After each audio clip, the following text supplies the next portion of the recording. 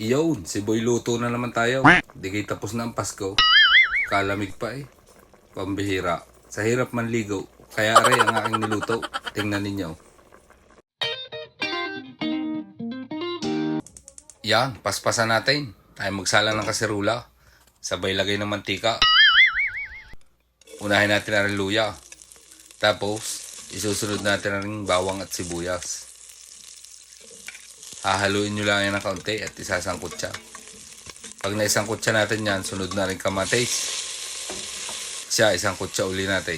Talagang anong lamig ngayon kahit sa hapon. Ay, hindi ako makaligo eh. Ako hirap na hirap. Bali, ang recipe natin ngayon ay kinamatisang manok. Uulitin ko arit, ari masarap ang sabaw. Talagang ari lang ang magpapainit ngayong hapon. Siya, ilalagay ko na rin manok. Ang madurog ang kamatis. At ito ay ating titimplahan. Ari na may napakadali lang ang mga chip. Garni lang, paminta, 2 pirasong mamiso, nor cubes at saka kaunting patis. At siya, ari haluin natin ng kaunti para manuot yung lasa. At ito ay pakukulaan natin ng mga 30 to 40 minutes.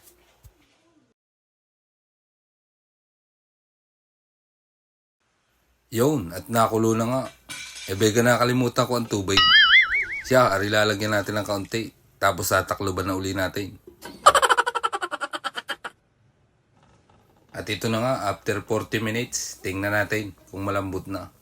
Tingin ko yung malambot na ang ating manok, kaya ating titikman ang sabaw. Ito oh, naninilaw eh. Titikman. Oh, kasarap. Ilalagay ko na ang sitaw. Arilangan nakita ko din sa rip, ay di arilangan ating ilalagay. Pakukuluan lang natin na rin ng mga 5 minutes.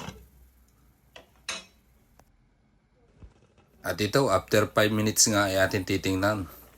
At luto na ang sitaw, kaya ilalagay naman natin na rin ating pechay. Ilang piraso lang aray.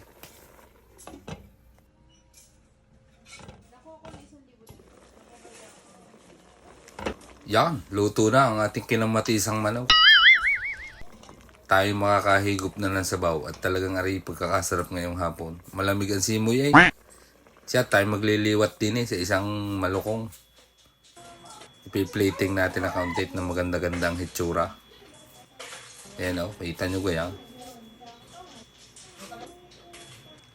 Madami na naman wari akong makakain kanin na rin.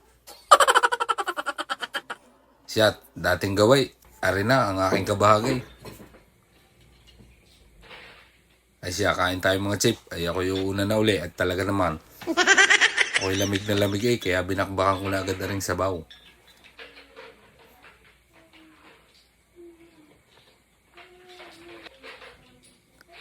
Are, ang huling higop. Are para sa inyo. Ay siya, hanggang dito na lang uli. Salamat sa inyong panonood.